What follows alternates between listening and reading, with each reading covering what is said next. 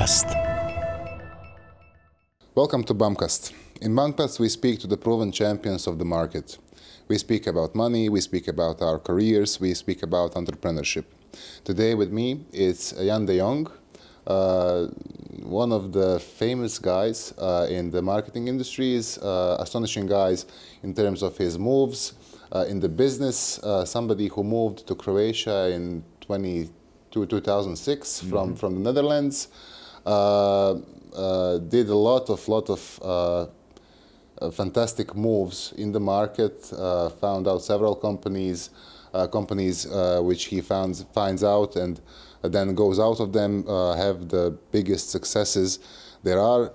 So it's a small introduction because I don't want to oversell you because the content that you're gonna give us today is the one that's going to be the most important. So Jong, welcome to Sarajevo. Thanks a lot for coming to my show, and let's enjoy it. Thank you so much for having me. Yeah. Last night I was preparing for our interview, and I was going through your LinkedIn posts and saw that you're really, let's say, brave in commenting the stuff that are happening on the everyday terms. So and you're not afraid of giving the critics to the countries, to the politicians, to the business people. So where is the fear that usually we have in the Balkans of telling somebody that they are wrong?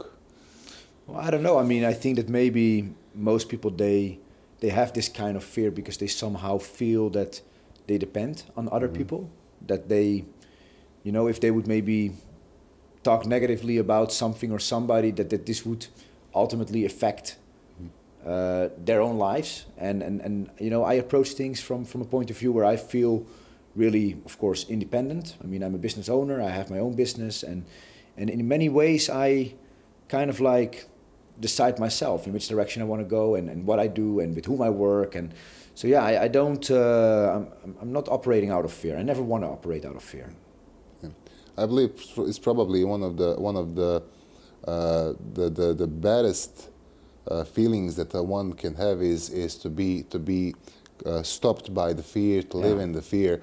And I believe that in our countries, which are ex-Yugoslavia countries, probably the fear of the consequence of your actions are maybe stopping us from progressing in our businesses, in our careers. We are kind of raised that we strive for safe salaries, public institutions, take some credit loans in order to have the apartment.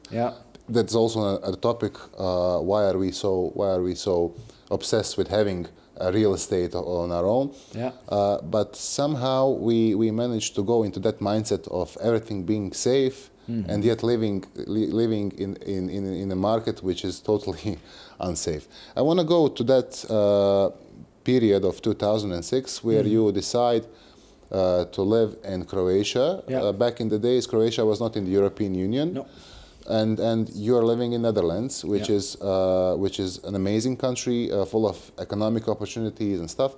But you decide to go south. So what was the reason? Where did it come from? Yeah, so I was actually studying marketing at the University of Leiden, and in my last year of university, I had to write my diplomskiraat, my final thesis.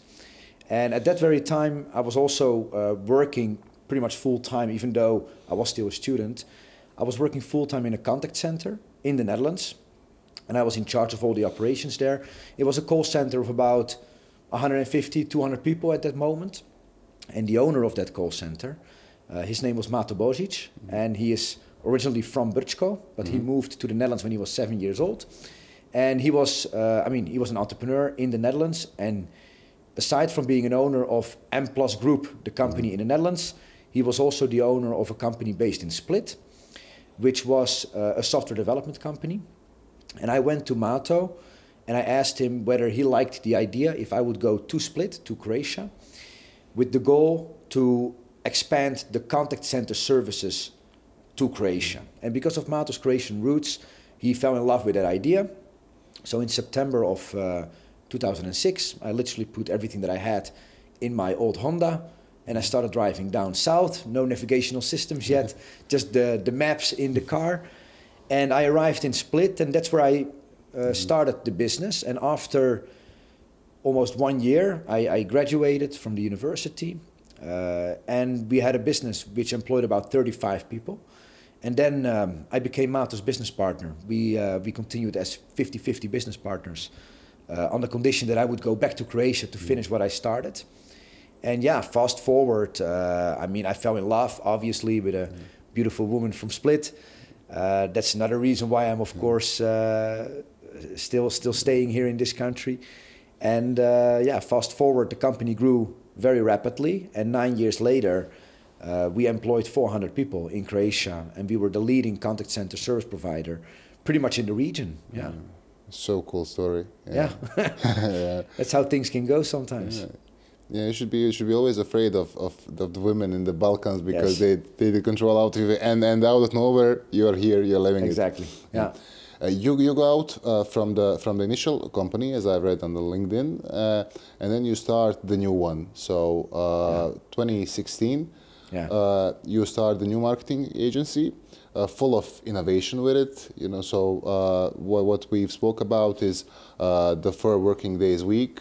I would like to hear more about it, and I would like to hear what is so. Initially, you were creating a company with somebody.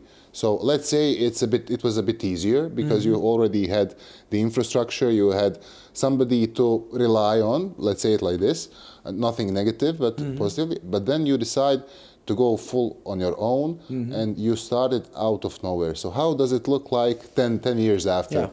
Well, I mean, first of all, there was no infrastructure in Croatia when I started the call center business. I literally carried in the first computer in that building. So everything we always did, I always started it completely from scratch. And I actually always had business partners. I've never had a business that I owned entirely by myself. So also after I sold my business in 2016, I wanted to start something new again, and I started Web Power Adria. And just like with the call center back in 2006, we were back then a first mover. So there was no other business basically in Croatia at that time that started offering call center services the way we did. And in 2016, we again enjoyed first mover advantage. We were the first company locally present to be specialized in email marketing and marketing automation. And I founded that company together with my previous co-founder of M+, with Mato, and with another business partner, which is also my best man, my koom, Boris. And a couple of years after that, Mato, he wanted to get out, and then a few years later after that, Boris also wanted to get out of the business. And I actually now have another business partner in Web Power, which is Martina Šepić, which started off as a director at the company. And then over the years, she got some shares, and then later on, she bought some shares. So yeah, now we are business partners together. Together we own 100% of the business.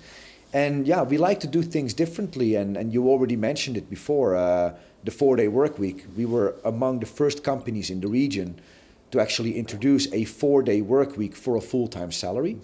So we are working 4 days a week, 8 hours a day, so 32 hours a week for a full-time salary. And yeah, looking at it backwards, we introduced it 2 years ago. It's probably one of the best decisions we've ever made in our company. You're living it, doing the business with your best man, with your friends. Yes. Yeah, I mean, it's an amazing story. I'm totally pro about leaving the Friday off, specifically in Bosnia, for example, since the more than 50% are Muslims, which are attending the Friday prayer, which is at noon. So basically, when I look at the public companies, they're I mean, they're even working 3 days a week, but in a serious manner, the majority of the people somehow accepted it. And many of the businesses are, in fact, working until Friday morning. They do everything by Friday at 12 o'clock, and everybody goes out. But in a functional way, so not to have it in a tradition, but in terms of business. So, do you miss those 8 hours of the Friday? How did it in fact affected the business? What were the pros and cons of it? Yeah. So the thing is that first of all, we are not just free on a Friday because we need to be available to our clients 5 days a week. So what we did is we actually split up our entire team in 3 groups, and let's call those groups Monday, Wednesday, and Friday. So if you're in group Monday, then in that entire month, your free day is a Monday. And after 1 month, we are rotating. So then the Monday group becomes the Wednesday group becomes the Friday group. And in this way, everybody has an equal chance on being either free on a Monday or on a Wednesday or on a Friday. And what we also make sure of is that in one particular group, there's never people with the same skills. So if you have similar skills, then you need to be in different groups, because all the skills that we have within the company need to be available 5 days a week. So on top of the 20 holiday days that we offer on a yearly base to everybody, we basically give everybody 52 additional paid holidays, because everybody is employed officially for 40 hours, because otherwise it would affect your stage. I don't know if you're familiar with stage. Is also a thing, I guess, in Bosnia and Herzegovina. It is. So in order it not to affect your pension and your stage and whatnot, everybody is employed full-time, 40 hours, but we give everybody 1 paid holiday per week. And what we have actually seen is that our people, first of all, they're happier, they're more rested, they're less stressed, their productivity is at least at the same level, if not more. They do tell me that during the 4 days that they actually do work, that they feel busier. That's also because there's no time really to just scroll through your Facebook and to read the news. You're really busy those 4 days. But then as a reward, you get an additional day off. So everybody is really happy with that trade-off. And it gives you just so much more time to do all kinds of family chores and whatnot. It's really, I would say, a huge boost to your private life. Yeah, especially because we as Balkans guys, we really like, in the summers we are so obsessed with the seaside of Croatia, and I guess also Croatians are also. So basically, that additional Friday where you can enjoy it with the family and everything, it's really amazing. But do you work on Fridays, because you are the business owner? Yeah. I expect you as a business owner to work on every Friday. My situation is obviously a little bit different, because I mean business always continues, and as a business owner you're always available. However, when I started the first company, M+ Group, I can say that like for nearly a decade I was working like 80 hours a week, and it was really tough, very hard to work that many hours. Obviously, came with a lot of personal sacrifices. I was 5 days a week. I was in Zagreb while my family was living in Split. I was just at home for the weekend, and I felt that I had a really hard time to switch my mindset from working to being off. And, I felt that it really impacted me. I could no longer be the father that I wanted to be. I couldn't be the husband that I wanted to be. And I think it was fair to say that I was pretty much also heading towards a burnout. And after then I sold the business, I decided that I wanted to do things completely different. For me, it's totally okay that in the first few years when you're starting a business, that you work very hard for the business. But then after a couple of years, in my humble opinion, the business needs to start working really very hard for the owner. So the first thing that I actually do, as soon as I have an opportunity, is I replace myself. I fire myself as a director, basically, and I hire a director that can run the day-to-day operations, because I also believe that my businesses shouldn't depend on the owner. Me as an owner of a business should never be the bottleneck, and I should never be the reason why my business cannot grow faster than it should and than it could. I think that the goal of an entrepreneur is, in the first place, to have a business that can run without the owner being involved. And the ultimate dream for every business owner is that you have ownership of a business that can also grow without the owner being involved. And the moment that you accomplish that, that means that you can multiply yourself and you can start other businesses and you can start creating multiple sources of income. So, yeah, I don't work 4 days a week, but at the same time, I can also say that I'm no longer working 40 hours a week. I just do what I feel is most important, where I feel that I can really make a difference as a business owner. And sometimes, yeah, that's more hours than other times. And sometimes I can be highly effective doing just one thing for 1 hour, making a huge difference for the company. And sometimes I'm working 20 hours, making almost no difference for the company. And it's like that as a business owner. I mean, you're the guy who is not just changing the businesses, you're changing the countries. So I'll get back to it. You know what I'm thinking about? Yeah. I read a book. The name is, I think, The Best CEOs Are the Lazy Ones. I don't know if you heard about the book. Maybe you haven't read it. No. It's kind of a motivational book giving you the directions for the leadership.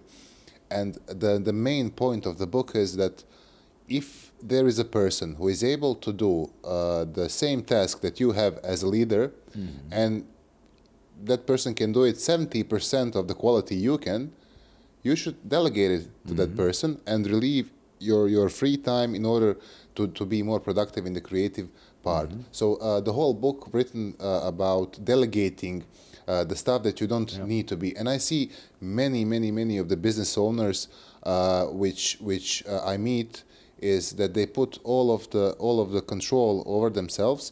They overwork themselves, and then they end up in hospitals, which is really not a healthy habit.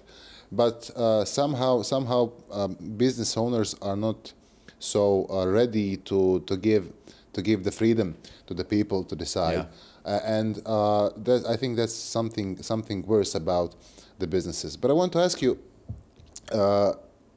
I see people that are thinking about going into the business, investing, trying to find something to work on. And yet, even though they are born, let's say in Sarajevo, in Zagreb, in Belgrade, still these people are a bit afraid of the unknown. However, you're the example of a guy who didn't live in these countries and yet came to the market where he didn't have friends, you didn't have knowledge about know anybody. You didn't know shit, basically. And I would like to understand the feeling when you come to the unknown and you start doing stuff. So what was the feeling? What were the negative sides of it? You know, how did you manage to overcome all of this? Because you were coming to the fully unknown culture. True. So just a little bit more background. First off, I come from a very entrepreneurial family. So I have a lot of entrepreneurs in my family on my father's side. So starting a business is nothing that I haven't seen before. Then you need to know that I actually started working in the call center business when I was 17 years old. First I was a call agent, then I became a supervisor, then I became a senior supervisor, and then I became the call center manager. So I've been through all stages of what it means to work in a call center and to run a call center and to grow a call center. So even though I was only 22 years old when I moved to Croatia, I was actually having a lot of experience, and I pretty much knew everything about an industry which was not well developed yet in Croatia. So I had at the same time, even though I was perhaps naive, I also felt great confidence about actually my knowledge and my experience in that particular area. And at the same time, together with me being naive, I was also very ambitious. So I never really believed in like giant obstacles that would prevent me from actually building the largest contact center I could possibly build in this region. So yeah, you know, very stubborn, a real pit bull mentality that once I bite, I don't let go. Very focused, working extremely hard. You said the best CEO is a lazy one. Yeah, I can see where that comes from, but I was a very busy CEO for many years. Like I said, I was working 80 hours a week. I was outworking everybody and everything. And it paid off tremendously. The company I made an exit from that business when I employed more than 400 people. And after that, the new owners, they continued growing the business significantly. I mean, today the company is listed on the Zagreb Burza, on the Zagreb Stock Exchange, and it employs more than 14,000 people. So nice. It's one of the largest employers actually in the region with, if I'm not mistaken, today they also have about 600 employees in Bosnia-Herzegovina. on 2 sites, one in Sarajevo and one in Banja Luka. So yeah, that's a business that obviously started with one Dutch guy that moved at the age of 22 to Split, and that brought in the first computers and started offering those kind of services. And no, what are we talking about now? Some 17 years later, it became a giant company. And that's the amazing. In every episode, I think in the last 5 or 6 of them, I told that the business owners and investors who do it in a way that you did it, from my perspective, are the most important citizens. So the prime row of the citizens are those who create businesses, because the money that goes to the taxes, the culture that big businesses bring. I'm always pro. Even I'm working for one of the biggest American vendors. I would be happy if in Sarajevo we would have all of them, because it would make a corporate culture where people could share the experience, you know, from Oracle to Microsoft to SAP to IBM, no matter who. But I think that the investors and the big corporations are probably ones that are changing the mindset of the people, showing to the people how can it be done. Because I remember I was a kid, but I remember, for example, Sarajevo, the industrial zones which were not working, all of the buildings that were crashed and stuff. And then 25, 30 years later, you go through these neighborhoods and you see that these buildings are back, somebody invested, people are working in it. And honestly, I'm really happy. I'm really happy for everybody who invests in our region, because I believe that all of the ex-Yugoslavia people are really clever and worth of investing, because I see people that go into the big systems and they make a show out of it. They are the best ones just because they were provided the opportunity. So it's something I really appreciate also about yourself. And when I told when I mentioned that you are changing the countries, you were let's say the main fuel for changing the picture of digital nomads in Croatia. Yeah. And what I heard is that one of the LinkedIn posts triggered it all. Yeah, that's how it started. Yeah. I would like to hear about it, and I would like to compare what should be done in Bosnia, because we are the border countries. We have the amazing potential for this. So from a guy who did it, I would like to hear, once you tell me how you did it, I would like to hear what should we in Bosnia do in order to join the game. Yeah, all right. So I'm going to have to take you back to the year 2020, just when we actually were hit by the global pandemic and everybody was stuck in lockdown. And it was around that time that I was actually asked to participate in a virtual conference, in a panel. And at that panel, I was going to get the question. It was about tourism. Croatia obviously depends heavily on tourism. More than 20% of the GDP is coming from tourism. And the question that I was going to get was what we can do in Croatia to turn the country into a year-round destination. And at that very moment, we all learned what it means to be a remote worker. All of a sudden, overnight, everybody's homes turned into offices. We all learned how to remote work. And I thought by myself that, you know, if you can work from home, if you can work from anywhere, then why wouldn't you want to come and work from Croatia? And I was reading up on some articles about digital nomadism, and yeah, I was really inspired by that. And after I mentioned it in the conference, the same evening it actually got covered on the evening news that this would be a possibility on how to turn the country into a year-round destination. And after that, I continued creating content on LinkedIn, because I'm very active as a content creator on LinkedIn, basically promoting Croatia as a perfect destination for remote work professionals, so for digital nomads. And then one day, it was a Saturday morning, I wrote a post where I basically wrote an open letter to our Prime Minister, Andrej Plenković, and I asked him in that open letter on LinkedIn if he would be so kind to consider introducing a digital nomad visa or a permit in Croatia. And yeah, my message was heard. 44 days after my LinkedIn post which got a lot of support from the media. All the newspapers started writing about it. But 44 days after my post, I had a meeting with Andrej Plenković in his office. And at that moment, he gave me the full support to start making legislative changes to the Alien Act that would allow digital nomads to come to Croatia for 1 year. And during that 1 year, they would then not have to pay any income tax in order to avoid double taxation.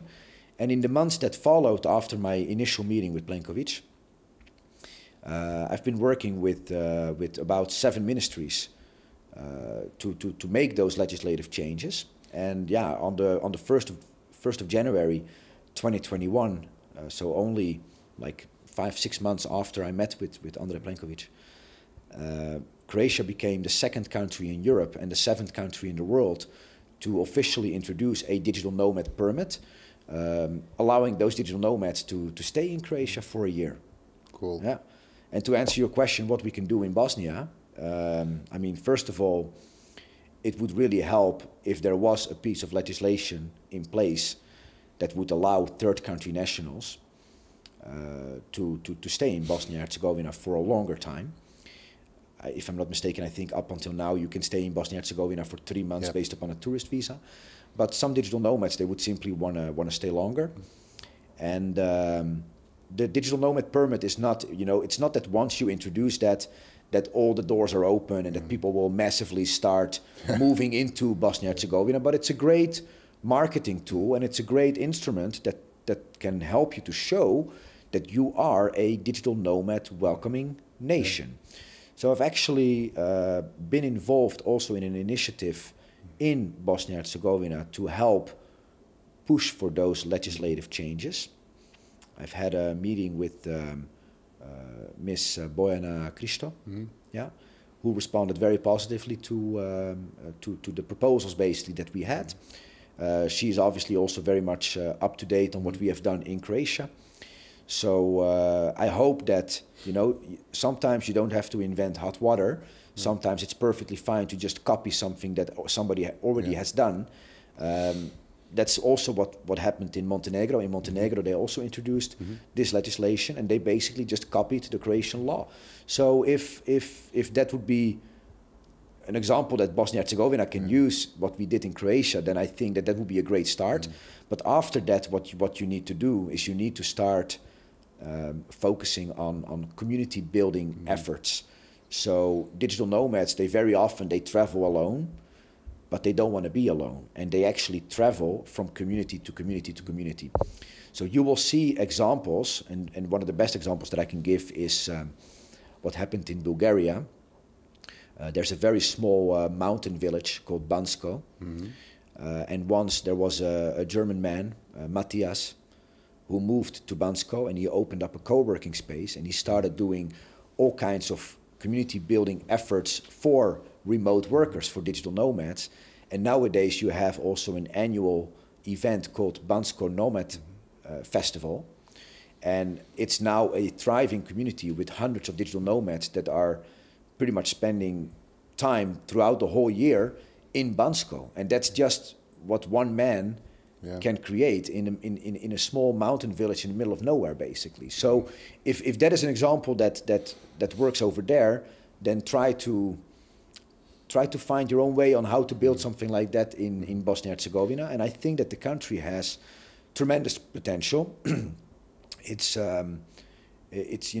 one of those countries that it offers a really good lifestyle for relatively very affordable living for Western Europeans and for Americans. So yeah, definitely. I mean, I promise you that every time there's going to be something with the digital nomads initiatives, me and let's say my community of the guys in the IT, since I'm obviously in the IT, we're gonna give you the full support and then try to use our, let's call them connections, in order to move it, because it's new way of doing business.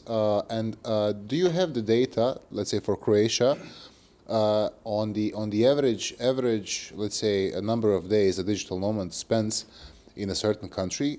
I guess there are some averages. Yeah. And is there any kind of assumption on how much money do they spend while they are on their stay? So yeah, I can share the following numbers with you. So first of all, at this very moment, there's approximately 150 people per month that apply for the digital nomad permit. So these are all third country nationals that want to stay in Croatia for more than 3 months. But those 150 people that apply for the permit, they actually only represent a small number of digital nomads that are in Croatia, because first of all the digital nomads that are having an EU passport, they don't need to apply for a permit. They can just come and they can stay for as long as they want. Then you also have a lot of third country nationals that come to Croatia, but they don't want to necessarily stay for more than 3 months. So they're also not applying for a permit. And if we follow some of the numbers that we can see on, for example, nomadlist.com, our estimated numbers are that on a monthly base, Croatia welcomes approximately between 3,000 and 5,000 digital nomads. On average, a digital nomad stays approximately 69 days, so let's say 2 months, in one destination. So if there's 3,000 to 5,000 of them coming per month, and they're staying on average for 2 months, it is likely that we can assume that at any given time throughout the year, and of course you have peaks and valleys, but there must be somewhere between 5,000 and 8,000 digital nomads at any given time in the country. Then if you look at how much they're spending, I've had communication with several digital nomads, and I asked them, like, how much money do you spend on a monthly base? Last year, those numbers were approximately 10,000 kuna, so let's say 1,300, 1,400 euros a month. I think that's even on the low end, because this includes rent, this includes everything. So I think that if we would take on average 1,500 euros per month, and we're talking about 5,000 digital nomads in the country at any given time, then if my math is correct, we're talking about 7.5 million euros a month of new cash basically injected into the economy. Right. So we're talking about on an annual base around, we're heading close to 100 million euros per year of new fresh numbers. Money into the Croatian economy. Taxed. Which, I mean, of course, there's no income tax for digital nomads, but they do pay PDV, VAT on everything that they buy. And Croatia has one of the highest VATs in Europe with 25%. So yeah, also the tax office has a very nice new source of income. So, but what is also very important is that aside from the economic benefits that you see from digital nomads spending time in your country, I think that, you know, another great benefit is that we are actually reversing the brain drain that we have seen in Croatia, which also happens in Bosnia-Herzegovina. Over the past 10 to 15 years in Croatia, more than 500,000 people have left the country. And these are not old and retired people that left. These are mostly young and talented people that left to very rainy countries to find their happiness and their business opportunities. Especially being in the European Union, where you can just go. I mean, several of my, not just several, but a big number of my friends went out, for example, to study for 1 or 2 years out in the Ireland, in Germany, in Spain. And they just found their jobs, and even though they were not planning to stay, they stayed, and it really hurts. I mean, it hurts because somewhere there was the better opportunity. And one of the reasons why there is Bamkast is that I want to prevent, if we prevent one guy or one lady to stay in Bosnia and make a business, start living, I'll be happy. So our outcome is, our result is good. And but it really annoys me that, and then I see that in all of the countries in the region is the same.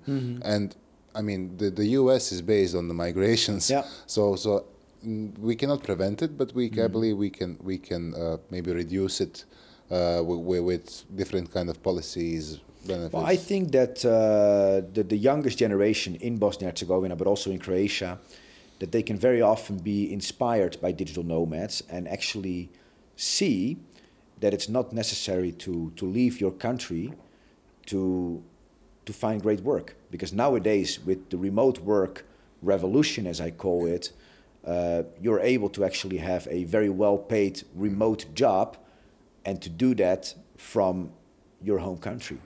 So instead of, and actually you see it more and more often, you know, instead of people moving to countries to find business opportunities, now what you see is actually that there's more and more people that are leaving countries like the US or like Western European countries, and they're leaving those countries because they want to find lifestyle again. Yeah. And that's the biggest opportunity for this region, because we have a phenomenal lifestyle. And if you can bring a well-paying remote job with you to Croatia or to Bosnia-Herzegovina, then you can live like a king in this region. Yeah, definitely. And for example, I see that on a bigger scale. Some of my fellow colleagues were working in Madrid. Yeah. And Madrid is quite expensive city with a lot of taxes, and guys from Madrid a lot of them are going to Dubai. Mm-hmm. Why? Because not just the lifestyle, but the fact that Dubai has no taxes or the income taxes, and they realize, okay, I can handle the cultural differences. I can go with the heat, even though it's 50 degrees in the summer and stuff. But hey, I'm taking the double of the money for the same amount of time, so I'll fit in. Yeah. And then what I've seen that Dubai really did is that they made it secure. So I see my colleagues, when they come from Dubai, they leave their phones on the table and go out inside. And I'm telling them, stop it, you're not in Dubai anymore, so somebody will take it. But I see from the people living it in Dubai that they fully lost that sense of somebody will steal something, and basically it all gets back. Probably because they cut off your arm over there if you steal something. Yeah, but it's safe. You know, you have the rules. You obey them, and you'll be fine. Yeah. What happens in the back, I don't care. But I'm trying to analyze the way how the people behave, and I see a lot of people from the West migrating because of the better tax policies and stuff. And fully agree with you. If you have a great income as somebody working remotely and living in Bosnia, I mean, even in the different cities, Sarajevo is the most expensive one. But if you go to the other cities where the standard is quite lower, you can be the king. You can do whatever you want. Plus, relatively, you're going to be secure. Well, you know, in a way, you can look at citizens of a country. You can look at them as customers of a country. And, you know, we all have to pay taxes. And for our taxes, what we get in return, we're getting public services and we're getting infrastructure and all that. I mean, that's also one of the reasons, of course, why a lot of people from this region have left and became a customer of the Netherlands or a customer of Germany, because, you know, I mean, I personally don't have any problem paying tax, and also not a lot of tax. But what I do have a problem with is that if I pay a lot of tax, that I don't get good public services in return for that.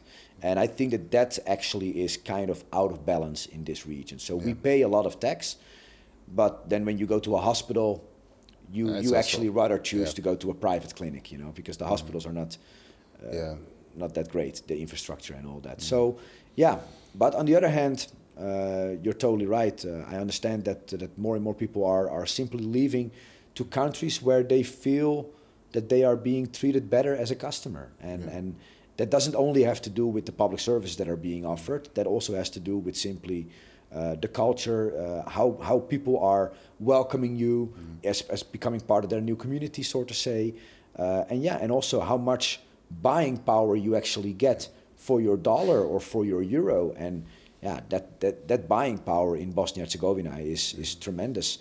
You have people from San Francisco that are used to pay $4,000 or $5,000 a month just for rent, and they come here with, first of all, saving a lot of money on rent, and their income will buy them the best lifestyle you could possibly have here. Yeah. Plus, I believe because of the many skilled people in the market in all of the industries, I believe our countries will be top destination, for example, for the dentist tourism, for all of these services, because and I think we should promote it, because funny story, 15 years ago I was traveling to Turkey. I had some business there, and I went to the Taksim, it's the main square in Istanbul, and I'm looking at the people, and every second man back then has some gazas on their head, and I really cannot understand what is it. For hair transplant, huh? Yeah, because it was not so popular back in the day. Yeah.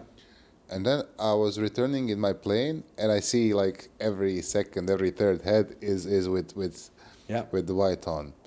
And over the 15 years, they made themselves like the main point in the whole world where people are going to get hair transplants. Yeah. I'm fully sure that we can do it better, but that we as Balkan countries didn't recognize it as an opportunity, didn't market it as an opportunity, and I believe that probably we failed the most in the marketing field.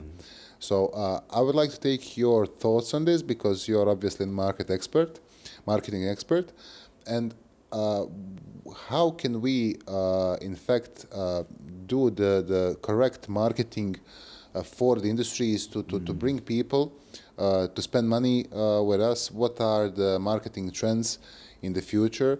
And what I've seen from my also industry is Google closing the cookies has affected a lot the marketing itself, because several big vendors, the US ones, European ones, have changed their strategies in the software development, and a lot of people in the marketing, I believe, will lose their jobs because you cannot do the second, third party data and stuff. So how does it all look like, in the future that's coming? Yeah. Well, it's a lot of questions in one. First of all, to get back to health tourism, it's really a big thing in Croatia as well, especially in the dental industry. You have every day buses full with Italians driving into Istria to get their teeth fixed in Istria, in clinics over there. I know that clinics like Policlinica Bagatin, they won international awards as an aesthetic clinic. Most of their customers are actually foreign clients. I know that also certain individuals in Croatia, like Ognjen Bagatin, they're really leaders in this, and they're making strong efforts to put Croatia on the map as a perfect destination for getting any kind of health treatments. Repair. Whatever you need, You also have this hospital, Sveta Katarina. They're doing also phenomenal things over there for many foreign customers, patients. So, it definitely is happening in Croatia. It's a growing industry. And I think that what you need simply is very good content marketing, because the first thing that if I would, for example, think of doing a hair transplant in Turkey is I would want to know, how good is that? What is the quality and all that? And if possible, I would like to listen to people that have actually done it, who had a good experience there. And but that is all content. That content needs to be created so I can watch it and I can perhaps get in touch with those people. And I think that this region in general, Croatia as well, we are not very good at promoting ourselves. We really fail in terms of marketing globally. I mean, we have the best wine, but we're all drinking it ourselves. We're barely exporting any of it. Well, if you look at France and if you look at Italy, when we think of Italy, we right away think of great design. Doesn't matter what it is. Is it clothing? Is it cars? Doesn't matter what it is, but they are known for certain things. And I wonder, okay, maybe I'm a bit, I'm looking obviously at Croatia and also this region through different glasses because I live here. But I'm really wondering, what is the perception of somebody in Germany or somebody from the United Kingdom about our region? What is the first thing that they think of when they think of Bosnia and Herzegovina, or when they think of Montenegro, or when they think of Croatia? Believe it or not, I'm sure you saw it. Still, people are not sure if the war has ended. A lot of them. It's crazy. Because we didn't manage to inform people. I got so pissed when we were on the expo in Dubai a couple of years ago, and one of the friends sends me the picture. We are honest. He's from Austria. We are honest to each other. We say when something is good, something is bad, and he pictures me the place where Bosnian part of it, and they put some panels, some pictures, and they put these socks, which are vunene socks, you know. I'm not familiar, yeah. I mean, it's not the problem to spend the money. You spend hundreds of millions to promotion, but do it exactly as you should, you know. Yeah. I mean, I was watching at different countries promotions. They invested heavily into reflecting what does that country offering. Yeah. But we somehow did it just to fulfill some KPIs, put some colors and stuff. And if you would come to the stage where Bosnia is, for example, I'm not sure how it was with Croatia, but it was really shameful exposure. Yeah. And that's something that pisses me off. We don't know how to do the proper marketing and proper targeting. Yeah, but for instance, when I moved to Croatia 17 years ago, when I arrived in Croatia, my parents, they would give me a call. And I mean, my parents had never been in Croatia. Yeah. They never knew. I mean, for them, Croatia is like the same as when you talk about Belarusia, as a matter of saying. You know, it's like they don't know. Is there electricity? They had no idea. So, obviously, that image in Croatia has significantly improved because more and more people are discovering it as a beautiful holiday destination. But I think that the fastest way to get this thing done and to do proper marketing and to put yourself on the map in whatever area you decide you want to put yourself on the map on is first of all to completely let go of any expectations that the government is going to do that for you. Don't have any expectations, not from a tourist board, not from any government institution. You need to do that together with other business owners. And a perfect example of that is actually what they did in Istria. Because Istria, let's say several decades ago, was probably like one of the poorest areas of Croatia. And nowadays, it's one of the most thriving regions of Croatia. And it's not because some government institution in Istria decided that they wanted to position themselves like that. But it was the olive oil producers and the wine producers that came together and made a strategy themselves together on how to position Istria. The first thing that you think of when you think of Istria is beautiful wineries, beautiful olive groves, beautiful architecture, living kind of like the Italian lifestyle, the Tuscany lifestyle in Croatia. Truffles, these are the things that you think of when you think of Istria.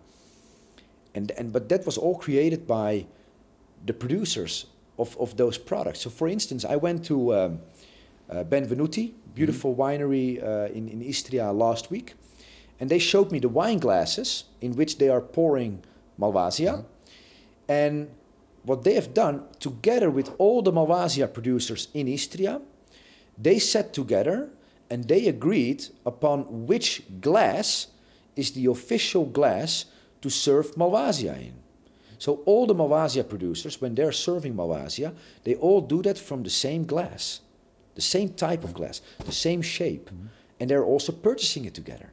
And that's branding, that's marketing, and that's, uniting together with competitors also, because they're all producing their own Malvasias, but with the greater thought behind it that if we make an increasing demand for Malvasia in general, then everybody will profit from that. And that is also something that you actually see here in this region, where I think it very often goes wrong, is that people are very often jealous at each other. The worst thing that can happen is that your neighbor is doing better than you do. And that will prevent collaboration. And it's so much better for everybody if we start collaborating, even if that means that competitors are collaborating. I think it's the only way to really make big steps forward. I was speaking with one of my friends. He was one of the guests in my podcast, and we were speaking about exactly the same thing. So basically, there is now the big project in the world, which is Dubai Port. So a lot of companies subcontracted, different kind of, I think 15, 20 companies are working on the project. It's a really big project. And even one of the Bosnians is participating. We somehow find a way of being there. And we did an analysis. And if there would be a European project of that size, and if you would take all of the Bosnians, IT engineers, infrastructure engineers, software developers, we could still not cover the needs of that kind of a customer. Which means we are already 5 years late, but we need to combine our efforts. Okay, we can fight on the domestic procurements, blah, blah, blah. It's fine.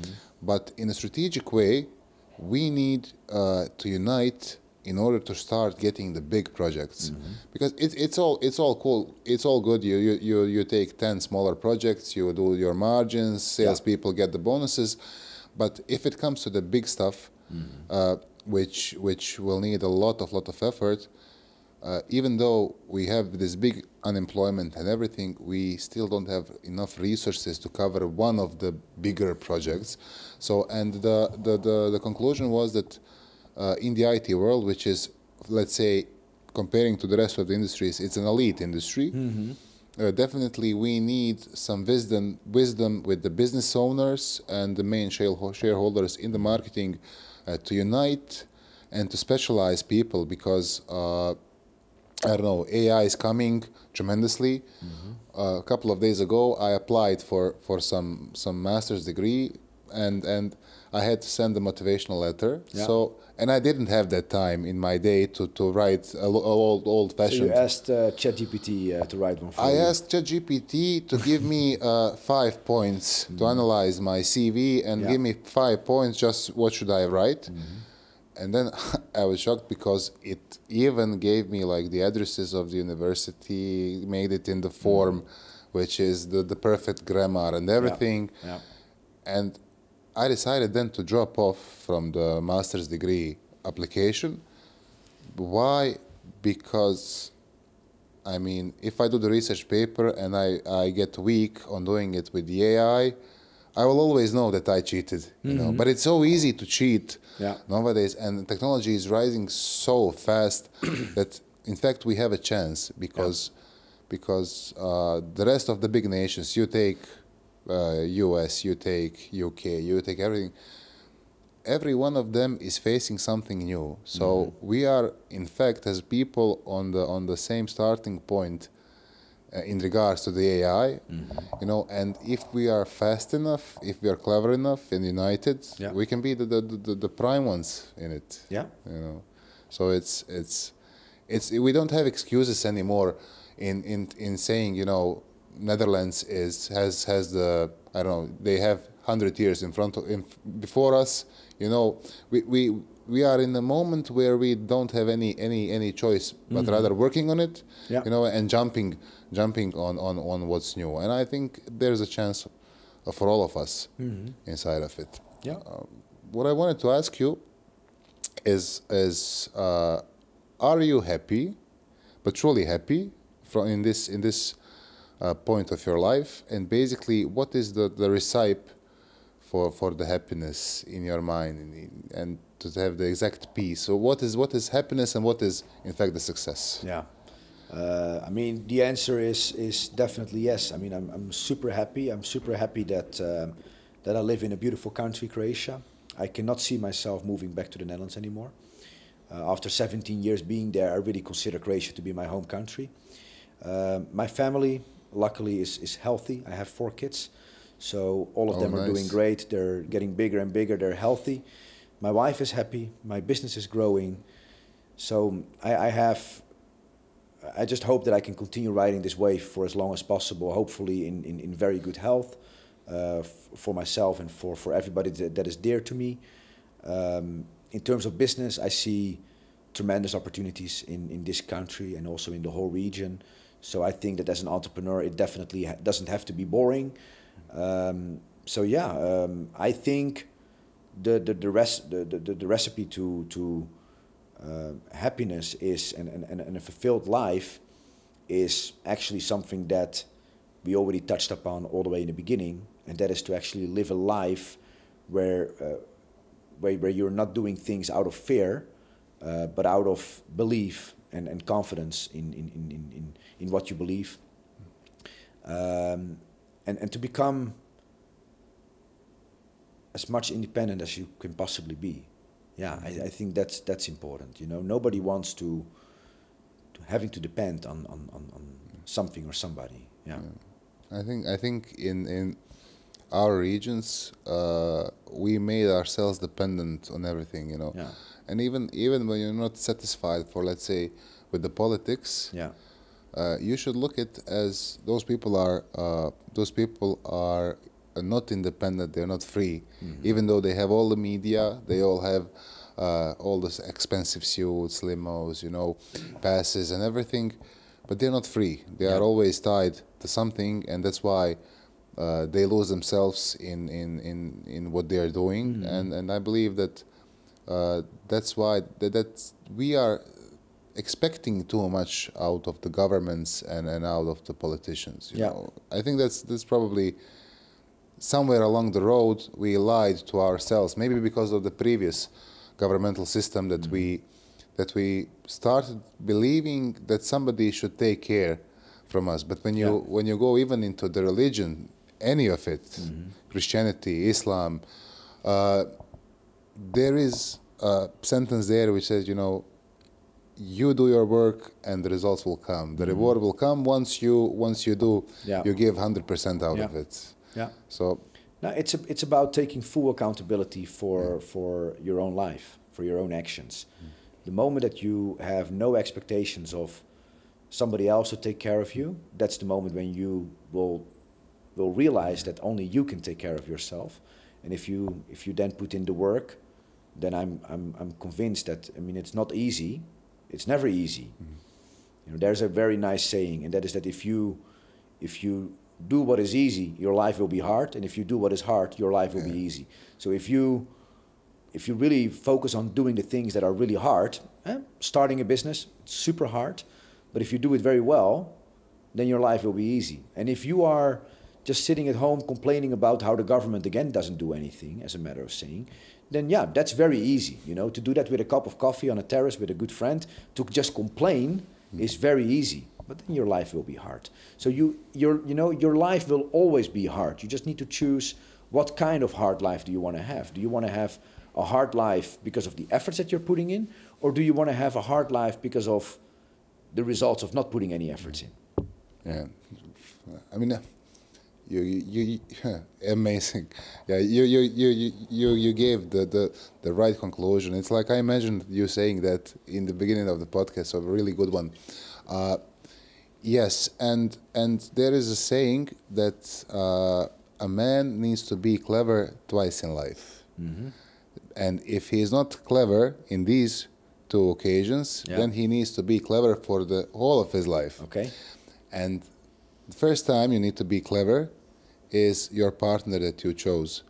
The second time, if you're clever, you choose the right career for yourself. Yeah. The rest of your life, you don't need to be clever, you just need to put the extra hard work. However, if you miss on those two decisions, then you will have to be clever for the rest of your life. And definitely, in my life, from my, whenever I made a mistake of going into some kind of investment that I didn't truly believe, or started working for a company where I was not so sure, or I didn't have a passion in it, my results were weak. My life was miserable. I was trying to perform but didn't perform, and definitely I agree with that saying, and I agree with everything that you said today. And just to close this episode, because we are already been speaking for an hour. Yeah, it really flies, and I really appreciate that you invested your time together with us.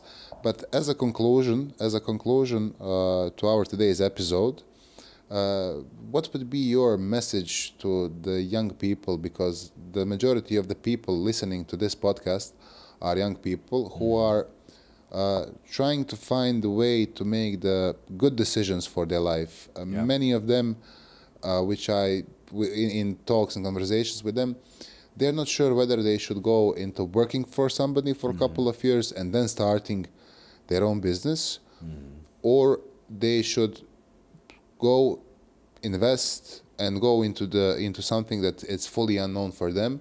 So as somebody who is really successful, and I believe you are one of the rare guys who is changing the world that we know, what would be the message for them? How to do it, where to go, what directions to take, and what is maybe as an additional for the context is what do you need to have inside you in order to do it successfully? Yeah. Okay, so let me start by saying that I also believe that in the saying that you are becoming the average of the 5 people that you surround yourself with. So if you feel that you are feeling very negative, if you feel that you're very down, if you lack optimism in life, if it's hard for you to see a light at the end of the tunnel, then I would say have a very good look at the people that you are surrounded with or by, and perhaps, even though sometimes it's very difficult, you might need to cut some people out of your lives, because if you start surrounding yourself with more optimistic people, with more positive people, then you will automatically also become more positive. And I think that if you want to be successful in anything in life, and you decide for yourself how you define success, but it always goes hand in hand with optimism and positivity. Because if you don't have that, then how can you even have any ambition to move forward in any kind of way if you're just filled with negativity in your life? So surround yourself with the right people. Secondly, try to find a mentor. There is nothing in the world that you would want to do that hasn't been already done by somebody else. So try to find yourself a great mentor or mentors that can help you. I mean, there are so many people that have done tremendous things, and they would be totally okay to spend 1 hour a week with you, just to listen to you and to answer your questions and to maybe give their perspective on things. And it's so super useful for you to be surrounded with people that are way smarter and that have that experience that you don't have yet. Then I would also say that, I mean, entrepreneurship is not for everybody. You know, if you just really are not that kind of person that you want to start your own business, that's totally okay. You know, I mean, you can find great happiness in being a very good employee for somebody else's business, and that's totally fine. However, I'm not that kind of person. I mean, I started my first business when I was 22 years old. The way I look at employment is that, I mean, a lot of people that look at entrepreneurship, they look at that as taking risk. They think that business owners are taking risks. I don't see it that way. What I do is I actually bet on myself. If you are an employee, the risk that you are taking is that the business owner that you work for fucks up. Yeah. That's the risk that you're taking by working for somebody else. And then the thing is that when you work for somebody else and that company fails, you're the first one out. You're the first one that gets fired. So in my business, so I have my own business, if my business fails, I'm the last one out because I'm the owner. Well, at the same time, if my business is doing very well, I have the upswing potential. So I'm not limited with like, okay, I make a salary and every year I get a little bit more salary or a correction to inflation. So, but if my business is thriving, then I will start doing significantly better than any employee could ever do. So I have basically the same risk. If my company fails, my employees and we are all losing. But if my company doesn't fail and it goes very well, then I will have, as a business owner, the biggest upswing potential. So don't look at entrepreneurship as taking risk. Look at entrepreneurship as a way of betting on yourself. Cool, amazing. You gave the best conclusion, ever to my shows. Oh, really? So Okay. yeah, and honestly, I already saw 3 fantastic reels for the TikTok and Okay. Instagram. Yeah, but I really appreciate that you're not faking it. You know, there are so many, let's call them gurus on the internet, and everybody's trying to be the motivational speaker. I don't know if you saw it. I mean, through the scrolling through the Instagram and TikTok, but I'm not on Instagram and I'm not on TikTok, so really, no. yeah, and yet working in the marketing. Yeah, I'm on LinkedIn, very active though. It's the same. It's the same. I'm working for the IT company, and I'm so like controlling the amount of time spent for my kid. Yeah. And definitely it's like when you're inside of it, then you know the consequences on the brain. Yeah. So I understand Yeah, it. But definitely the media is full of the people that are trying to seek revenue out of giving the young people advices that these guys didn't live through, but they are copying different kind of influencers, and it really gives the bad picture to the young people. And when I tell young people, I'm even thinking on the guys who are in their 40s, because I consider 40s to be young people, but they are giving because you're getting older yourself. Yeah. So I'm raising the bar. But definitely, you know, it's they offer you the pictures of the expensive cars, of views from the beaches, faking it all. Yeah. But nobody tells about how important the discipline, the effort, and the how to say it, the persuasiveness in the business is important. And everybody expects to have it all without not giving all of yourself. Yeah. And because you cannot be successful if you didn't have enough experience, equals meaning enough time spent with the problems to earn it all. So basically, I think it's all about mindset. You know, a lot of people, they believe that they need to have connections to get things done and whatnot. And I'm a living example of a guy that was 22 years old, who moved to Split, who literally didn't know anybody over there. I didn't go to high school here. I didn't go to university here. I had no kumovi. I was not a member of any political party. So nobody in that sense helped me to make things easier. And the only way that I ended up getting what I have today is by simply blood, sweat, and tears, and a lot of sacrifices. And I was able and willing to do it.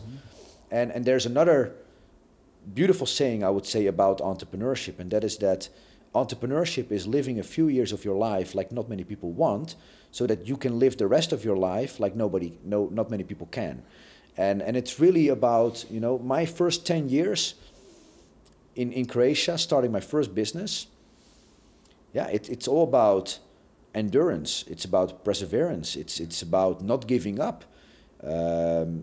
Like being faced with almost bankruptcy and then pulling out of that and getting back stronger, you know. And it's huge ups and downs, but never losing that faith in what you truly believe in. And then in the end you win. And then when after 9 years or 10 years you sell your business, then everybody looks at it as an overnight success. But yeah, a lot of effort went into it. Nobody hears when the trees are growing, but all of them hear about when the trees fail. Yes. And one of the myths which you gave me, we call it schlagwort. I don't know the word in English, but when I came to the IT world, I came with a lot of let's say connections, meaning having a lot of friends with companies, the big ones. I pretty much was confident that I know everybody, and that the reason why I'm going to be successful in the IT is the fact that I know a lot of people. However, I qualified so badly that nobody out of those that I expected that are going to buy because of we know each other, I think, no one from them bought from me anything, and I had the biggest portfolio of products. Why? I came too early. I was focused on how we are with each other and stuff, and then I realized that the best projects are going to be with the people that I get to know, the new ones. And I managed to meet more than 300 people per year, to have meetings, and etc., etc. Yeah. And it gave me something that's the most expensive, which is learning from the other people. Yeah. Jan, thank you. It was amazing, and let's go grab some coffee. Thank you so much for having me.